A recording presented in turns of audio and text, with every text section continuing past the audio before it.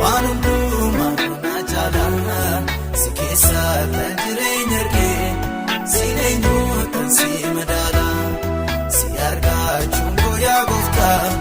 waan hundumaa na jaalala si keessa kan jireenya kee si eenyuutan si madaala karumaani kan kenna kuusa ormatiin baruu danda'e akkamiitan si dagaddaa si to'adda.